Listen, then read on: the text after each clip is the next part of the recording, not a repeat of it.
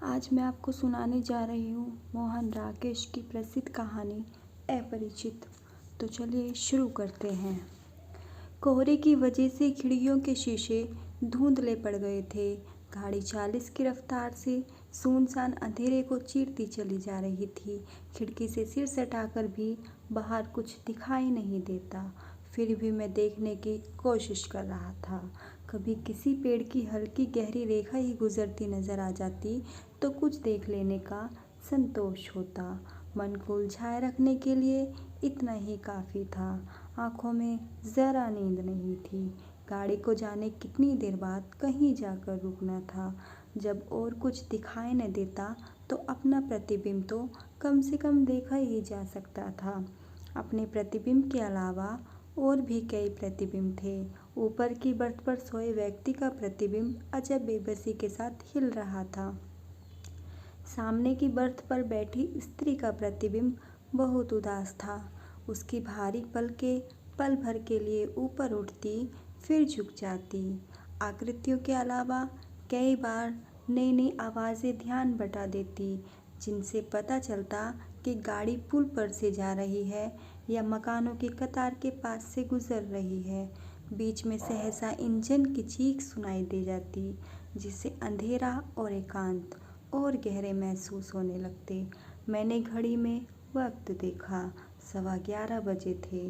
सामने बैठी स्त्री की आंखें बहुत सुनसान थी। बीच बीच में उनमें एक लहर सी उठती और विलीन हो जाती। वह जैसे आंखों से देख नहीं रही थी, सोच रही थी। उसकी बच्ची, जिसे फर के कंबलों में लपेटकर सुलाया गया था, ज़रा ज़रा गुनगुनाने लगी। उसकी गुलाबी टोपी सिर से उतर गई थी। उसने 2-1 बार पैर पटके अपनी बंधी हुई मुट्ठियाँ ऊपर उठाई और रोने लगी।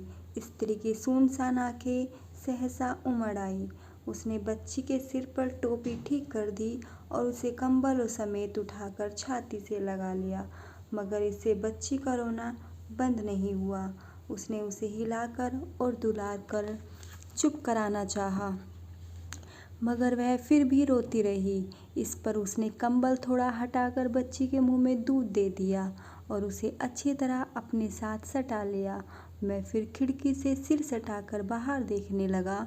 दूर बत्तियों की एक कतार नजर आ रही थी। शायद कोई आबादी थी या सिर्फ सड़क ही थी। गाड़ी तेज रफ्तार से चल रही थी और इंजन बहुत पास होने से कोहरे के साथ धुआं भी खिड़की के शीशों पर जमता जा रहा था। आबादी या सड़क जो भी वह थी, अब धीरे धीरे पीछे जा रही थी। शीशे में दिखाई देते प्रतिबिंब पहले से गहरे हो गए थे। स्त्री की आंखें मूंद गई थी और ऊपर लेटे व्यक्ति की बाहें जोर जोर से हिल रही थी। शीशे पर मेरी सांस के फैलने से प्रतिबिंब और धुंधले हो गए थे, यहाँ तक कि धीरे धीरे सब प्रतिबिंब अदृश्य हो गए। मैंने तब जेब से रुमाल निकालकर शीशे को अच्छी तरह पोंछ दिया।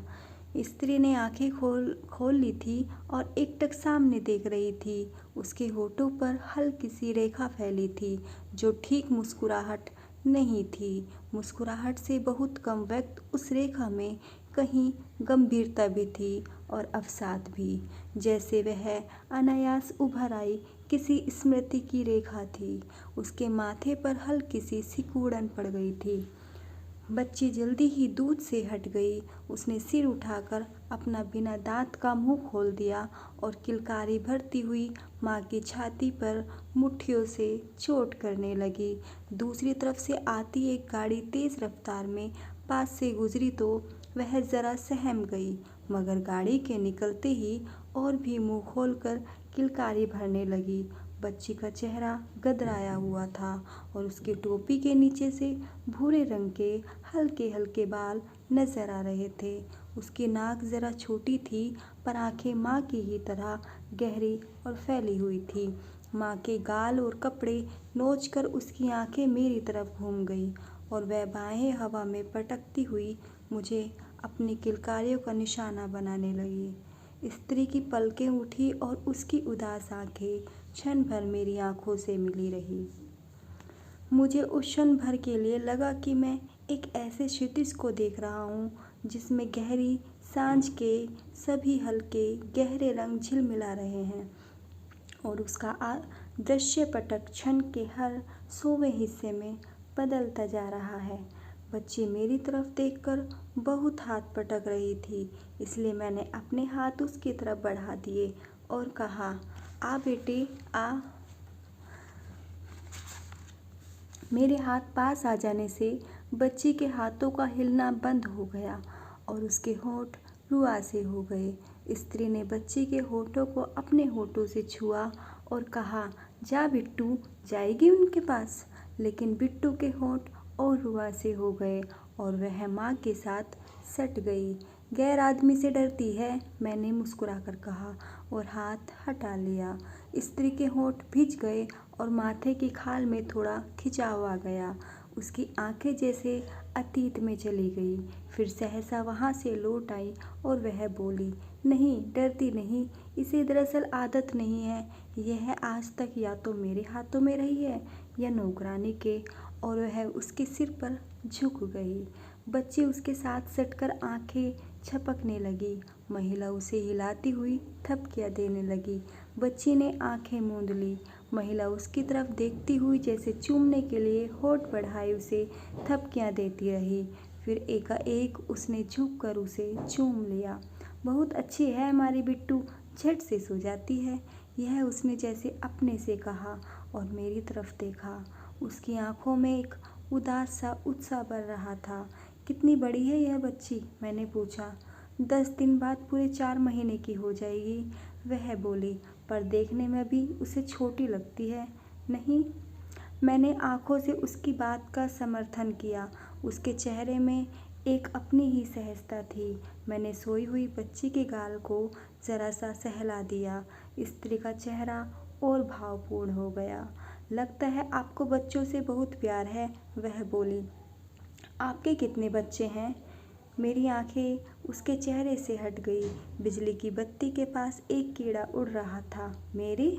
मैंने मुस्कुराने की कोशिश करते हुए कहा, अभी तो कोई नहीं है, मगर मतलब ब्याह हुआ है, अभी बच्चे बच्चे नहीं हुए। वह मुस्कुराई। आप मर्द लोग तो बच्चों से बचे ही रहना चाहते हैं ना?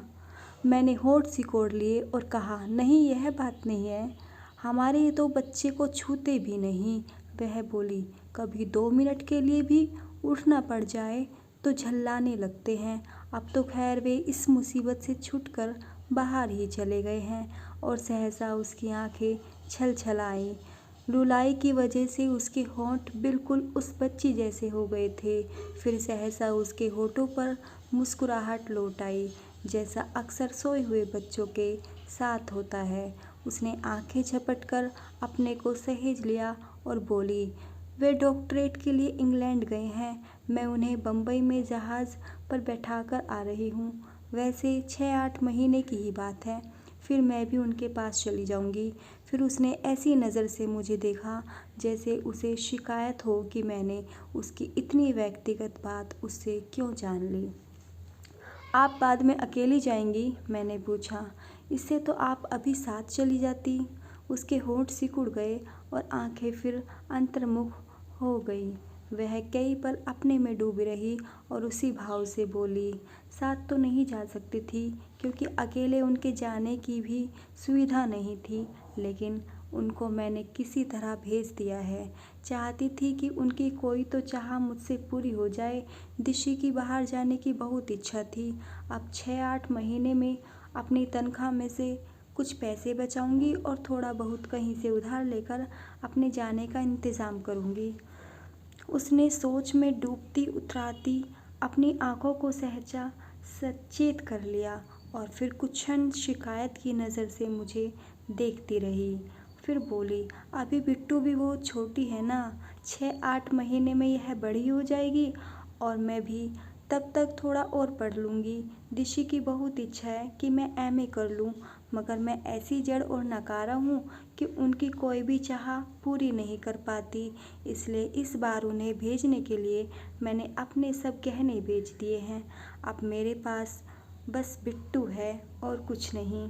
और वह बच्ची के सिर पर हाथ फेरती हुई भरी भरी नज़र से उसे देखती रही। बाहर वही सुनसान अंधेरा था, वही लगातार सुनाई देती इंजन की फक-फक।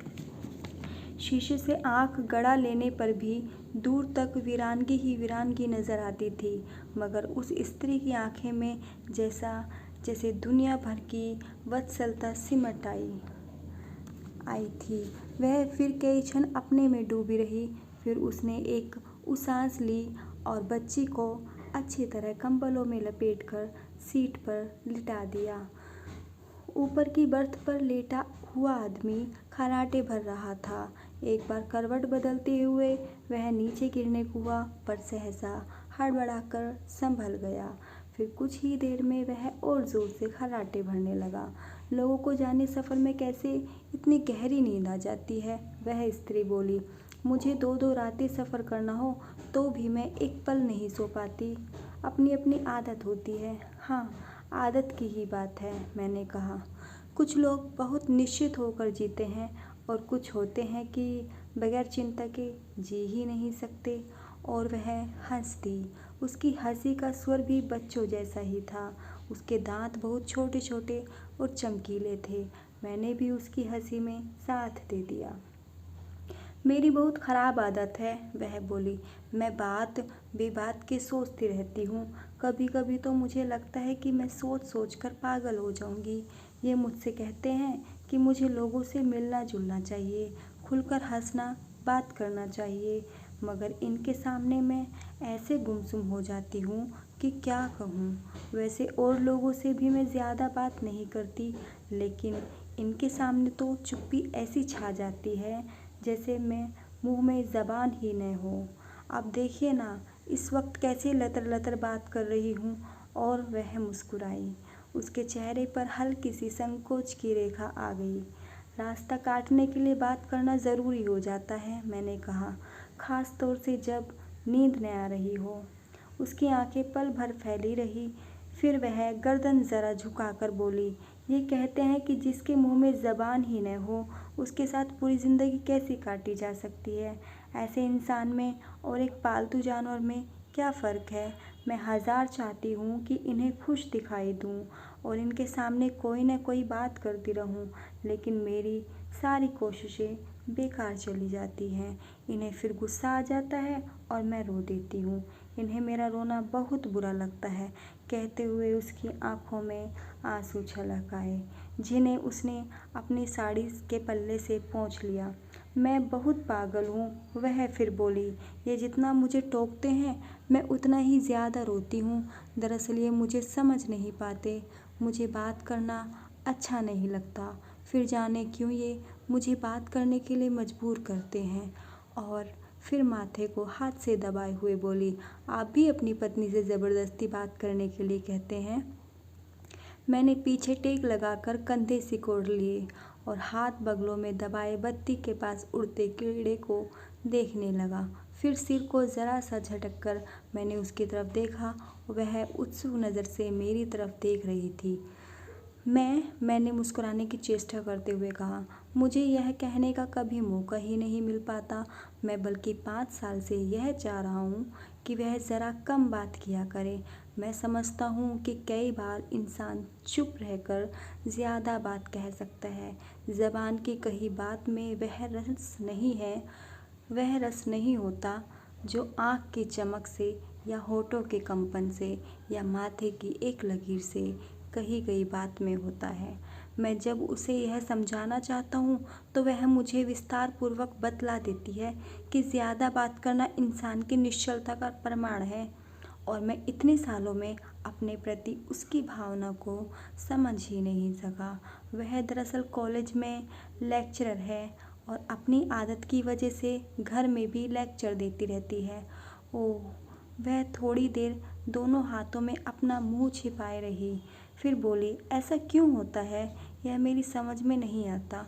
मुझे दिशु से यही शिकायत है कि वे मेरी बात नहीं समझ पाते। मैं कई बार उनके बालों में अपनी उंगलियां उलझाकर उनसे बात करना चाहती हूँ।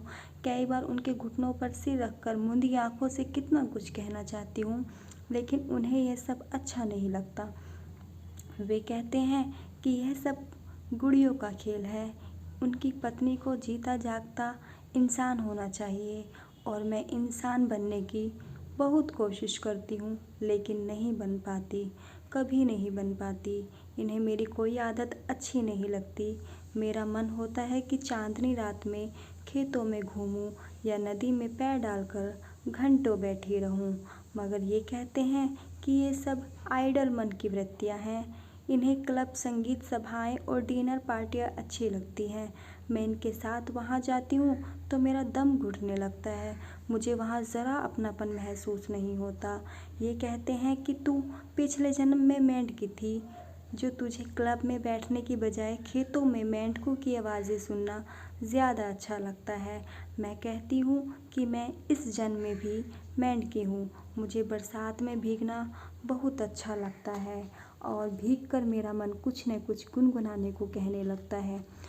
हालांकि मुझे गाना नहीं आता, मुझे क्लब में सिगरेट के धुएं में घुटकर बैठे रहना नहीं अच्छा लगता। वहाँ मेरे प्राण गले को आने लगते हैं। उस थोड़े से समय में ही मुझे उसके चेहरे का उतार चढ़ाव काफ़ी परिचित लगने लगा था। उसकी बात सुनते हुए मेरे मन पर हल्की उदासी छाने लगी थी। हालांकि मैं जानता था कि वह कोई भी बात मुझसे कहीं नहीं कह रही। वह अपने आप से बात करना चाहती है और मेरी मौजूदगी उसके लिए सिर्फ एक बहाना है। मेरी उदासी भी उसके लिए न होकर अपने लिए थी, क्योंकि बात उससे करते हुए भी मुख्य रूप से मैं सोच अपने विषय में रहा था। मैं 5 साल से मंजिल दर मंजिल विवाहित जीवन से गुजरता आ रहा था, रोज़ यही सोचते हुए कि शायद आने वाला कल ज़िंदगी के इस ढांचे को बदल देगा। सतह पर हर चीज़ ठीक थी, कहीं कुछ गलत नहीं था, मगर सतह से नीचे जीवन कितनी कितनी उलझनों और गांठों से भरा था। मैंने विवाह के पहले दिनों में ही जान लिया था कि नलिनी मुझसे विवाह करके सुखी नहीं हो सकी, क्योंकि मैं उसकी कोई भी महत्वाकांक्षा पूरी करने में सहायक नहीं हो सकता। वह एक भरा पूरा घर चाहती थी, जिसमें उसका शासन हो, और ऐसी सामाजिक जीवन जिसमें उसे महत्व का दर्जा प्राप्त हो। वह अपने से स्वतंत्र अपने पति के मानसिक जीवन की कल्पना नहीं करती थी। उसे मेरी भटकने की वृत्ति और साधारण कामों, मानसिक विकृतियाँ लगती थी, जिन्हें वह अपने अधिक स्वास्थ्य जीवन दर्शन से दूर करना चाहती थी। उसने इस विश्वास के साथ जीवन आरंभ किया था कि वह मेरी त्रुटियों की क्षतिपूर्ति करती हुई बहुत शीघ्र मुझे सामाजिक दृष्टि से सफल व्यक्ति बनने की दिशा में ले जाएगी। उसकी दृष्टि में यह मेरे संस्कारों का दोष था, जो मैं इतना अंतर्मुख रहता था और इधर उधर मिलजुल कर आगे बढ़ने का प्रयत्न नहीं करता था। वह इस परिस्थिति को सुधारना चाहती थी, पर परिस्थिति सुधरने की जगह बिगड़ती गई थी। वह जो कुछ चाहती थी वह मैं नहीं कर पाता था, और जो कुछ मैं चाहता था वह उसे नहीं होता था। इससे हमें अक्सर चकचक होने लगती थी और कई बार दीवारों से सिर टकराने की नौबत आ जाती थी। मगर यह सब हो चुकने पर नलिनी बहुत जल्दी स्वस्थ हो जाती थी और उसे फिर मुझसे यह शिकायत होती थी कि मैं 2-2 दिन अपने को उन साधारण घटनाओं के प्रभाव से मुक्त क्यों नहीं कर पाता। मगर मैं 2-2 दिन क्या, कभी उन घटनाओं के प्रभाव से मुक्त नहीं हो पाता था, और रात को जब वह सो जाती थी तो घंटों तकियों में मुंह छिपाए कराहता रहता था। नलिनी आपसी झगड़े को उतना अस्वाभाविक नहीं समझती थी जितना मेरे रात भर जागने को, और उसके लिए मुझे नर्व टॉनिक लेने की सलाह दिया करती थी। विवाह के पहले 2 वर्ष इसी तरह बीते थे और उसके बाद हम अलग अलग जगह काम करने लगे थे। हालांकि समस्या ज्यों की त्यों बनी थी और जब भी हम इकट्ठे होते वही पुरानी जिंदगी लौट आती। फिर भी नलिनी का यह विश्वास अभी तक कम नहीं हुआ था कि कभी न कभी मेरे सामाजिक संस्कारों का उदय होगा और तब हम साथ रहकर सुखी विवाहित जीवन व्यतीत कर सकेंगे। आप कुछ सोच रहे हैं? उस स्त्री ने अपनी बच्ची के सिर पर हाथ फेरते हुए पूछा। मैंने सहसा अपने को सहेजा और कहा, हाँ, मैं आपकी ही बात को लेकर सोच रहा था। कुछ लोग होते हैं जिनसे दिखावटी शिष्टाचार आसानी से नहीं ओढ़ा जाता। आप भी शायद उन्हीं लोगों में से हैं। मैं नहीं जानती, वह बोली, मगर इतना जानती हूँ कि मैं बहुत से परिचित लोगों के बीच अपने को अपरिचित, बेगाना और अनमेल अनुभव करती हूँ। मुझे लगता है कि मुझ में ही कुछ कमी है। मैं इतनी बड़ी होकर भी वह कुछ नहीं जान समझ पाई जो लोग छुटपन में ही सीख जाते हैं। ऋषि का कहना है कि मैं सामाजिक दृष्टि से बिल्कुल मिसफिट हूँ। आप भी यही समझती हैं? मैंने पूछा। कभी समझती हूँ, कभी नहीं भी समझती, वह बोली। एक ख़ास तरह के समाज में मैं ज़रूर अपने को मिसफिट अनुभव करती हूँ, मगर कुछ ऐसे लोग भी हैं जिनके बीच जाकर मुझे बहुत अच्छा लगता है। ब्याह से पहले एक बार कॉलेज की पार्टियों के साथ पहाड़ों पर घूमने के लिए गई थी। वहाँ सब लोगों को मुझसे यही शिकायत होती थी कि मैं जहाँ बैठ जाती हूँ वहीं की हो जाती हूँ। मुझे पहाड़ी बच्चे बहुत अच्छे लगते हैं। मैं उनके घर के लोगों से भी बहुत जल्दी दोस्ती कर लेती हूँ। एक पहाड़ी परिवार की मुझे आज तक याद है। उस परिवार के बच्चे मुझसे इतना घुल मिल गए थे कि मैं बड़ी मुश्किल से उन्हें छोड़कर उनके यहाँ से चल पाई थी। मैं कुल 2 घंटे उन लोगों के पास रही थी। 2 घंटे में मैंने उन्हें नहलाया धुलाया भी और उनके साथ खेलती भी रही। बहुत ही अच्छे बच्चे थे वे। हाय, उनके चेहरे इतने लाल थे कि क्या कहूँ। मैंने उनकी माँ से कहा कि वह अपने छोटे लड़के किशन को मेरे साथ भेज दें। वह हंसकर बोली कि तुम सभी को ले जाओ, यहाँ कौन इनके लिए मोती रखे हैं। यहाँ तो 2 साल में इनकी हड्डियाँ निकल आएंगी, वहाँ खा पी कर अच्छे तो रहेंगे। मुझे उसकी बात सुनकर रुलाई आने को हुई। मैं अकेली होती तो शायद कई दिन के लिए उन लोगों के पास रह जाती। ऐसे लोगों में जाकर मुझे बहुत अच्छा लगता है। अब तो आपको भी लग रहा होगा कि मैं कितनी अजीब हूँ। मैं ये कहा करते हैं कि मुझे किसी अच्छे मनोविद से अपना विश्लेषण कराना चाहिए, नहीं तो किसी दिन मैं पागल होकर पहाड़ों पर भटकती फिरूंगी। यह तो अपनी अपनी बनावट की बात है, मैंने कहा। मुझे खुद आदिम संस्कारों के लोगों के बीच रहना बहुत अच्छा लगता है। मैं आज तक एक जगह घर बनाकर नहीं रह सका और न ही आशा है कि कभी रह सकूंगा। मुझे अपनी ज़िंदगी की जो रात सबसे ज़्यादा याद आती है वह रात मैंने पहाड़ी गुज्जरों के साथ एक बस्ती में बिताई थी। उस रात उस बस्ती में एक ब्याह था, इसलिए सारी रात वे लोग शराब पीते और नाचते गाते रहे। मुझे बहुत हैरानी हुई जब मुझे बताया गया कि वही गुज्जर 10-10 रुपये के लिए आदमी का खून भी पी जाते हैं। आपको सचमुच इस तरह की ज़िंदगी अच्छी लगती है? उसने कुछ आश्चर्य और अविश्वास के साथ पूछा। आपको शायद खुशी हो रही है कि पागल होने की उम्मीदवार आप अकेली ही नहीं, मैंने मुस्कुराकर कहा। वह भी मुस्कुराई। उसकी आंखें सहसा भावपूर्ण हो उठी। इस एक क्षण में मुझे उन आँखों में न जाने कितना कुछ दिखाई दिया। करुणा, शोभ, ममता, आर्द्रता, ग्लानि, भय, असमंजस और स्नेह। उसके होंठ कुछ कहने के लिए काँपे, लेकिन काँप कर ही रह गए। मैं भी चुपचाप उसे देखता रहा।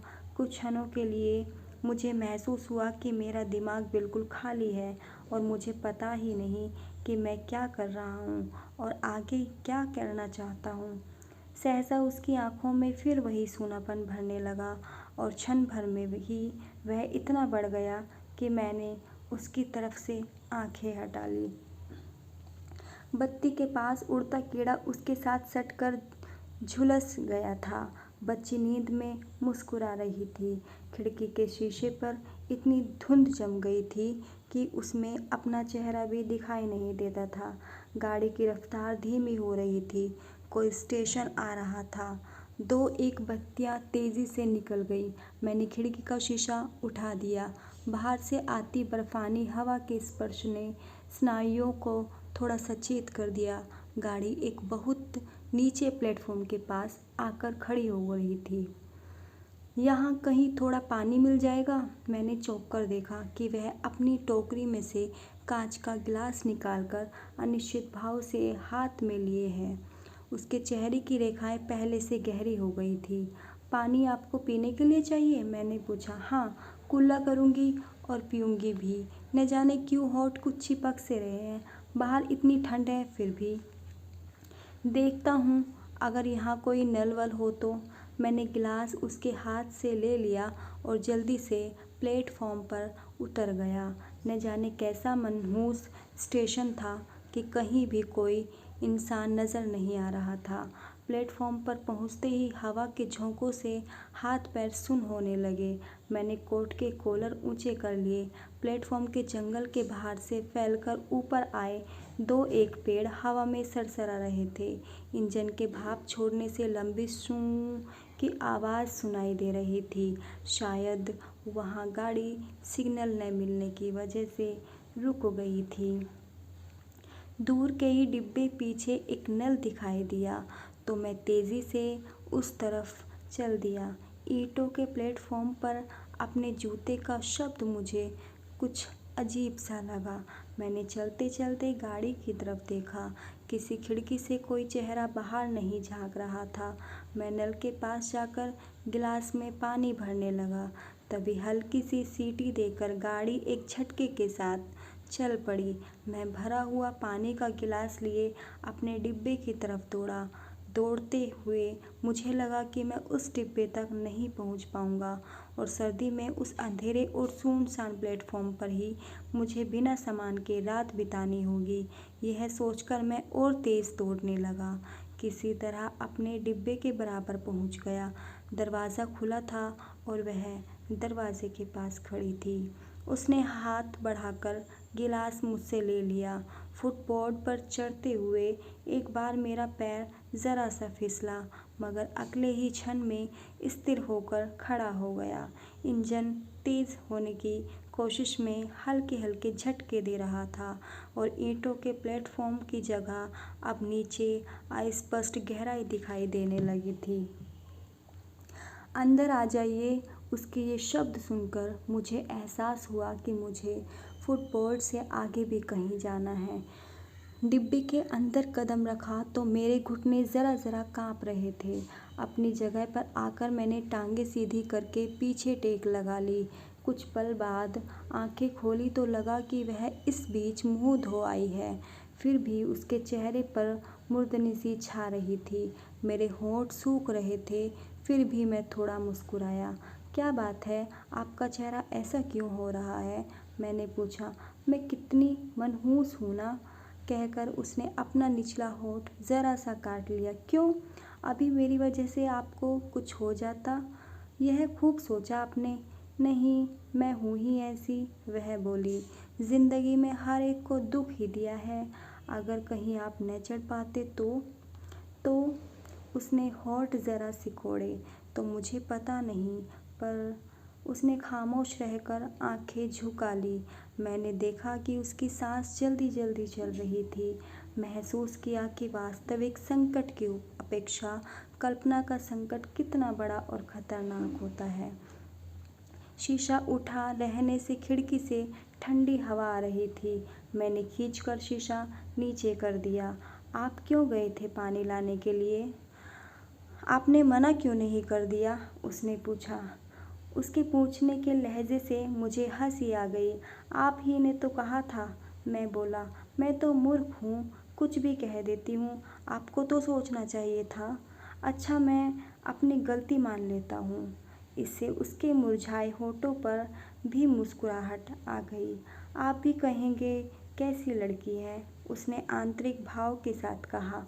सच कहती हूँ, मुझे ज़रा अक्ल नहीं है। इतनी बड़ी हो गई हूँ पर अक्ल रत्ती भर नहीं है, सच। मैं फिर हंस दिया। आप हंस क्यों रहे हैं? उसके सुर में फिर शिकायत का स्पर्श आ गया। मुझे हंसने की आदत है, मैंने कहा। हंसना अच्छी आदत नहीं है। मुझे इस पर फिर हंसी आ गई। वह शिकायत भरी नज़र से मुझे देखती रही। गाड़ी की रफ्तार फिर तेज़ हो रही थी। ऊपर की बर्थ पर लेटा आदमी सहसा हड़बड़ाकर उठ बैठा और ज़ोर ज़ोर से खांसने लगा। खांसी का दौरा शांत होने पर उसने कुछ पल छाती को हाथ में दबाए रखा, फिर भारी आवाज़ में पूछा, क्या वजह है? 11:15। मैंने उसकी तरफ देखकर उत्तर दिया। कुल 11:15? उसने निराश स्वर में कहा और फिर लेट गया। कुछ ही देर में वह फिर खर्राटे भरने लगा। आप भी थोड़ा देर सो जाइए। वह पीछे टेक लगाए शायद कुछ सोच रही थी या केवल देख रही थी। आपको नींद आ रही है? आप सो जाइए, मैंने कहा। मैंने आपसे कहा था ना, मुझे गाड़ी में नींद नहीं आती। आप सो जाइए। मैंने लेटकर कंबल ले लिया। मेरी आंखें देर तक ऊपर की बत्ती को देखती रही, जिसके साथ झुलसा हुआ कीड़ा चिपक कर रह गया था। रज़ाई भी ले लीजिए, काफ़ी ठंड है, उसने कहा। नहीं, अभी ज़रूरत नहीं है, मैं बहुत से गर्म कपड़े पहने हूँ। ले लीजिए, नहीं बाद में ठिठुरते रहिएगा। नहीं, ठिठुरूंगा नहीं, मैंने कंबल गले तक लपेटते हुए कहा। और थोड़ी थोड़ी ठंड महसूस होती रहे तो अच्छा लगता है। बत्ती बुझा दूँ? कुछ देर बाद उसने पूछा। नहीं, रहने दीजिए। नहीं, बुझा देती हूँ, ठीक से सो जाइए। और उसने उठकर बत्ती बुझा दी। मैं काफ़ी देर अंधेरे में छत की तरफ देखता रहा, फिर मुझे नींद आने लगी। शायद रात आधी से ज़्यादा बीत चुकी थी जब इंजन के भोंपू की आवाज़ से मेरी नींद खुली। वह आवाज़ कुछ ऐसी भारी थी कि मेरे सारे शरीर में एक झुरझुरी सी भर आई। पिछले किसी स्टेशन पर इंजन बदल गया था। गाड़ी धीरे धीरे चलने लगी तो मैंने सिर थोड़ा ऊंचा उठाया। सामने की सीट खाली थी। वह स्त्री न जाने किस स्टेशन पर उतर गई थी। इस स्टेशन पर न उतरी हो, यह सोचकर मैंने खिड़की का शीशा उठा दिया और बाहर देखा। प्लेटफॉर्म बहुत पीछे रह गया था और बत्तियों की कतार के सिवा कुछ साफ दिखाई नहीं दे रहा था। मैंने शीशा फिर नीचे खींच लिया। अंदर की बत्ती अब भी बुझी हुई थी। बिस्तर में नीचे को सरकते हुए मैंने देखा कि कंबल के अलावा मैं अपनी रज़ाई भी लिए हूँ, जिसे अच्छी तरह कंबल के साथ मिला दिया गया है। गर्मी की कई एक सिहरनें एक साथ शरीर में भर गई। ऊपर की बर्थ पर लेटा आदमी अब भी उसी तरह ज़ोर ज़ोर खर्राटे भर रहा था।